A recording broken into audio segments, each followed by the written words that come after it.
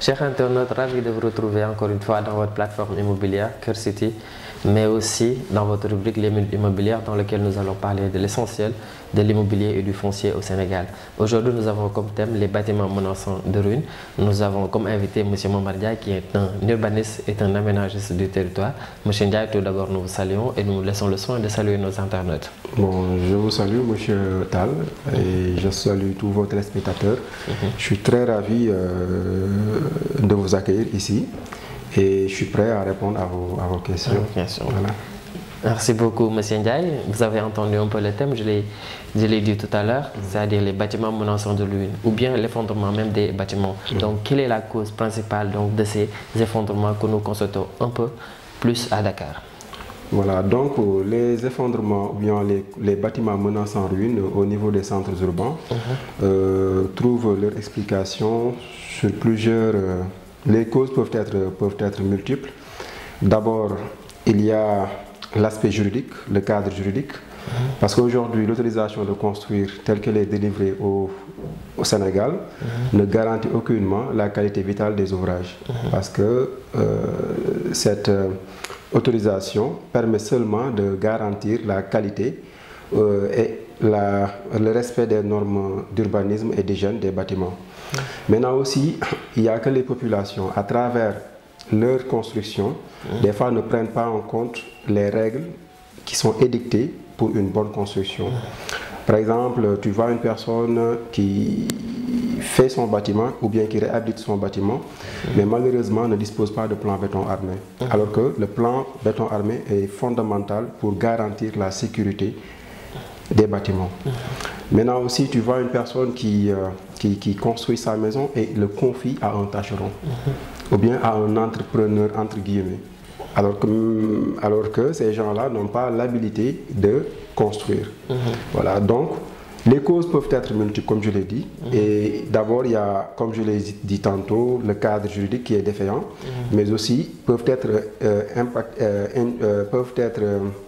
de la responsabilité des propriétaires qui, le plus souvent, sont des adeptes de la facilité. Ils ne veulent pas trop dépenser, ils ne font pas appel à des professionnels de bâtiment. Raison pour laquelle les bâtiments, il y a beaucoup de bâtiments qui menacent. Maintenant aussi, il faut savoir que au niveau de la capitale, actuellement, il y a une très forte pression sur le foncier. Raison pour laquelle les gens ont tendance maintenant à construire en hauteur. Et cette construction en hauteur-là, si ce n'est pas bien accompagné, c'est la raison pour laquelle tu vois beaucoup de bâtiments qui bourgeonnent, c'est-à-dire ça fait sans prédiction possible. Parce que cela obéit au seul gré des maîtres d'ouvrage. Voilà, donc il y a l'absence de contrôle de la part des autorités, que ce soit étatique ou bien au niveau décentralisé, et aussi la défaillance des constructeurs. Donc les causes, encore une fois, sont très multiples et voilà, donc je pense que c'est un peu ça. Donc si on vous entend un peu, M. Ndiaye, vous avez parlé donc de la cause principale de l'effondrement des immeubles qui est dû un peu au non-respect des règles de construction. Maintenant, je vais vous le demander par rapport, vous avez parlé tout à l'heure d'autorisation de construire, maintenant le certificat de conformité qui doit venir après les constructions pour contrôler. Est-ce que ce certificat-là donc est appliqué ici au Sénégal? Oui, en fait, il y a le certificat de conformité, mais malheureusement, ça vient, comme vous l'avez si bien évoqué, ça vient après la construction. Alors que le certificat de conformité devrait venir au cours ou bien au fur et à mesure de la construction. Comme, par exemple, les bâtiments privés ou bien l'État public. L'État, lorsqu'il réalise des travaux, il y a des bureaux de contrôle. Les bureaux de contrôle attestent de la conformité des travaux à chaque étape avant qu'il y ait décaissement en fait. Maintenant aussi pour les privés, c'est-à-dire les personnes lambda, les populations, ça devrait se passer ainsi. Mais ce certificat de conformité devrait être dédié ou bien confié aux collectivités territoriales parce qu'ils sont beaucoup plus proches des populations que l'État central. Maintenant, au fur et à mesure que l'on avance, c'est-à-dire après la fondation, mais cela doit inclure que dans le dossier de demande d'autorisation de construire, qu'il y ait exigence que dans la composition qu'il y ait le plan béton armé. C'est à partir de là qu'on pourra, à chaque étape, contrôler, c'est-à-dire les travaux au niveau de la fondation, au niveau de l'élévation, au niveau après le dallage, etc., etc., pour voir est-ce que les plans qui ont été déposés à partir de la fondation jusqu'à l'élévation, est-ce que les normes de construction ont été respectées conformément aux plans qui ont été déposés.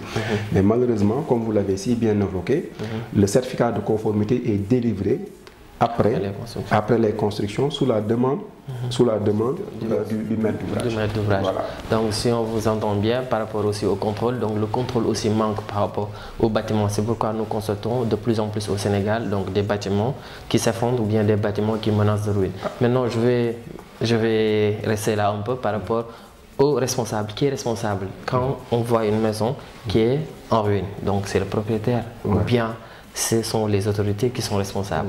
Ouais, en fait, d'abord, il faut savoir que l'urbanisme et l'habitat sont des compétences transférées. Et partagées. Ce n'est pas seulement dédié aux collectivités territoriales. Les collectivités territoriales sont chargées de délivrer les autorisations de construire, les arrêtés de fermeture dont on parle, et les arrêtés de démolition. Voilà, donc maintenant, l'État aussi, l'État central, le cadre juridique, il y a aussi l'inspection générale des bâtiments, qui est chargée aussi de contrôler les bâtiments. Maintenant, si une maison menace ruine, d'abord le propriétaire, s'il est responsable, il doit évacuer sa famille.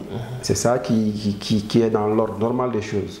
Quand une maison menace ruine et que j'habite la maison, et à tout moment il y a un risque d'effondrement, ce que je dois faire, c'est de sortir ma famille et essayer de voir comment réhabiter. S'il n'a pas les moyens et qu'il reste là-bas, ça appartient aux collectivités territoriales ou bien à l'inspection générale des bâtiments de venir lui donner des sommations pour qu'il sorte. Maintenant, là où se trouve le problème, c'est qu'en fait, pour sortir une personne ou bien une famille, ça devrait être accompagné. On doit l'accompagner. Parce qu'en Europe, on ne sort pas ex nihilo une famille comme ça et le laisser comme ça dans la rue.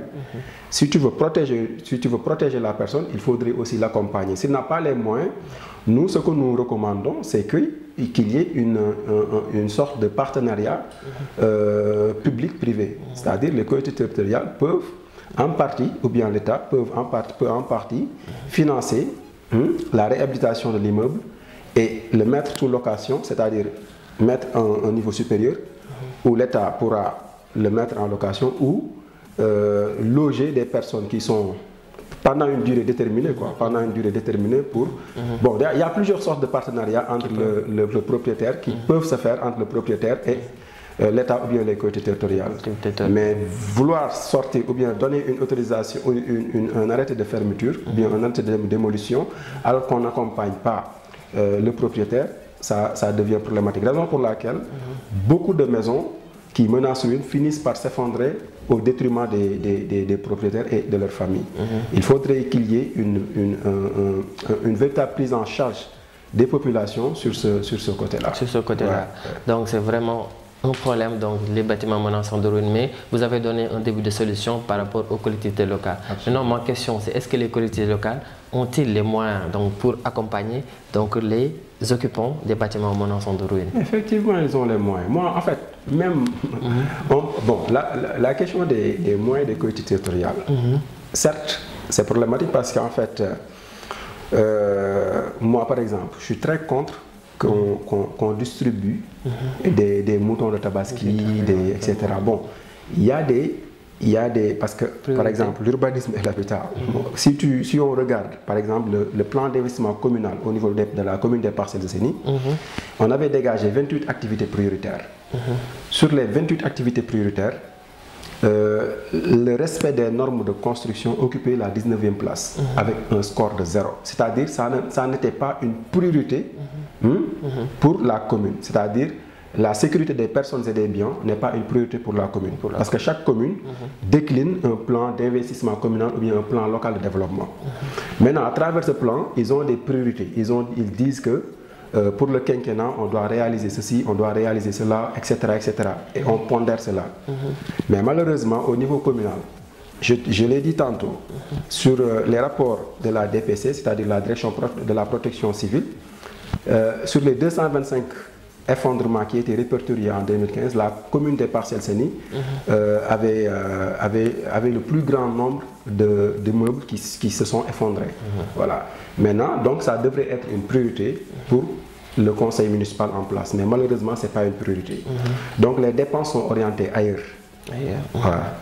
Ils ont les moyens, même si les fonds de dotation ne sont pas assez conséquents comparés aux fonds de dotation des pays des pays émergents, parce qu'en fait, l'État du Sénégal donne aux collectivités territoriales 4% de son budget en termes de fonds de dotation, etc., fonds de concours.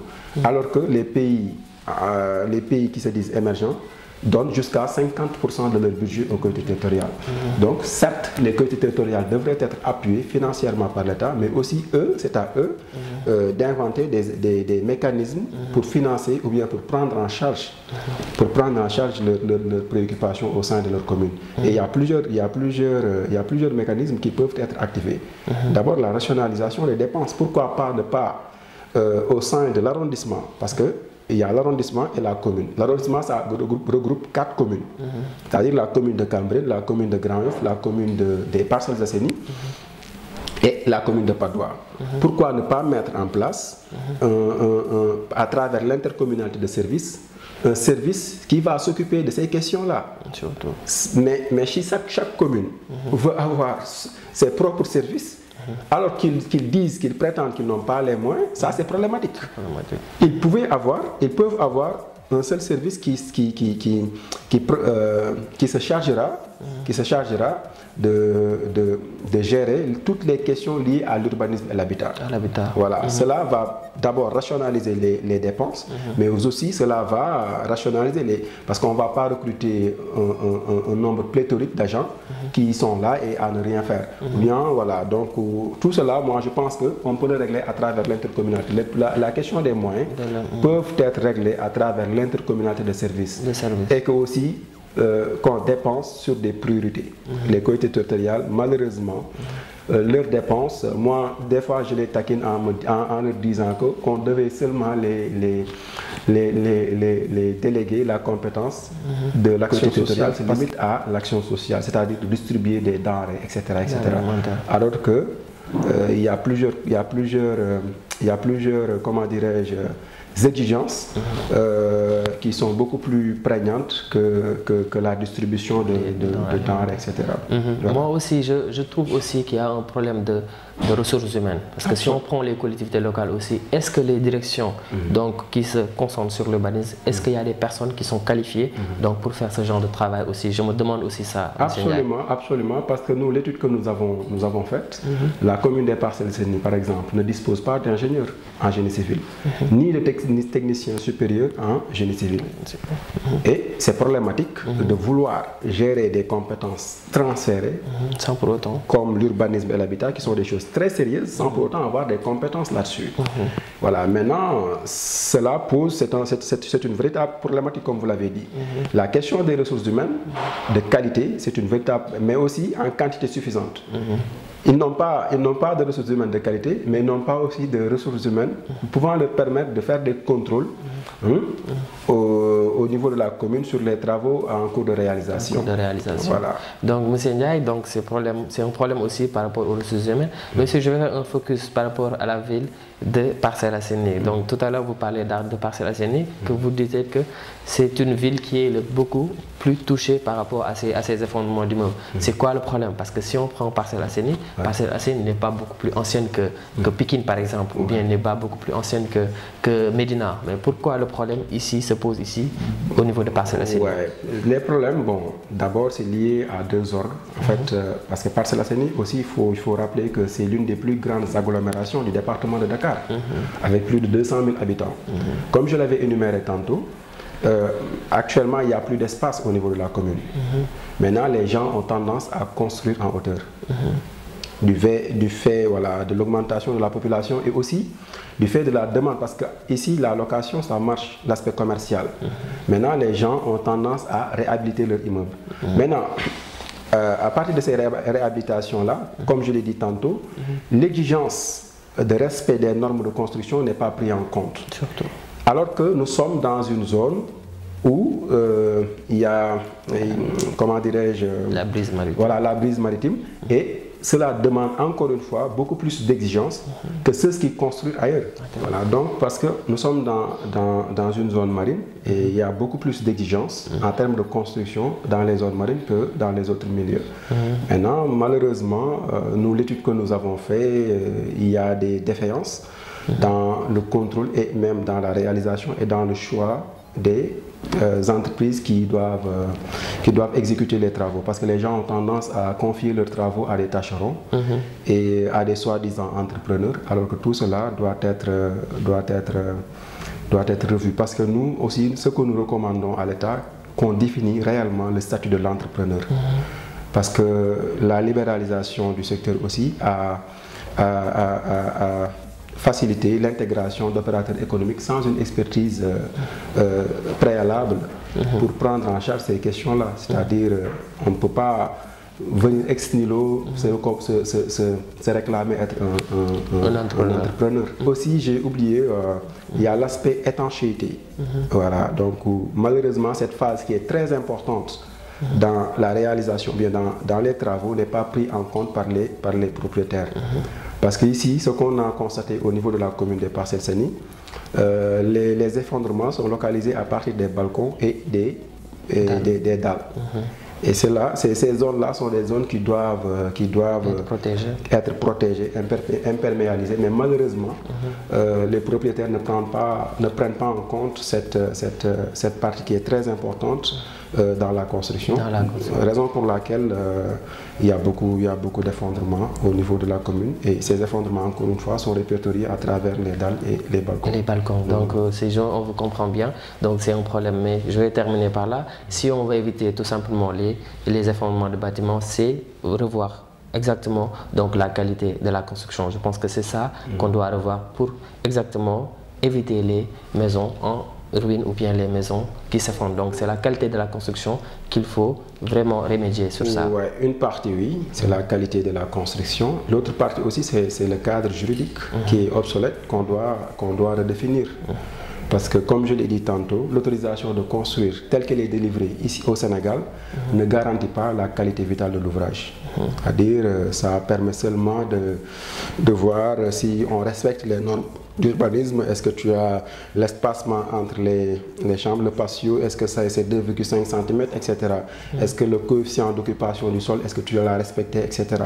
Mais ne garantissent encore une fois pas la qualité vitale de l'ouvrage. Donc il faudrait exiger dans la demande d'autorisation de construire, dans la composition du dossier de demande de construction, le plan béton armé pour pouvoir garantir réellement la sécurité des bâtiments et aussi délivrer des certificats de conformité au cours des travaux qui sera sanctionné par des contrôles menés par soit les collectivités territoriales ou bien l'inspection générale des bâtiments.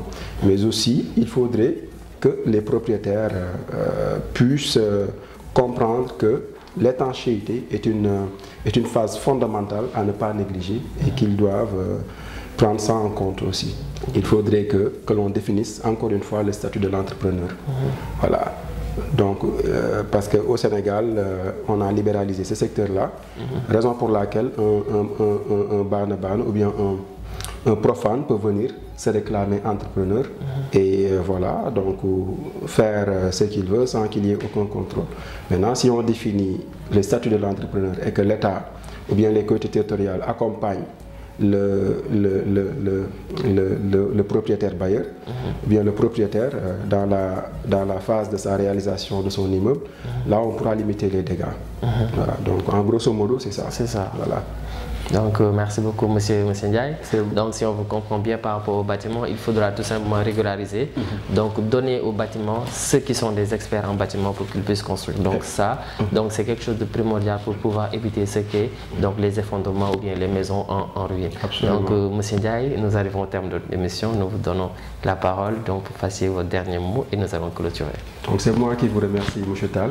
J'ai été très ravi de traiter avec vous cette problématique qui est très problématique même au niveau de la capitale sénégalaise. Et nous espérons que les autorités vont prendre en charge réellement cette problématique et la régler définitivement. Et voilà.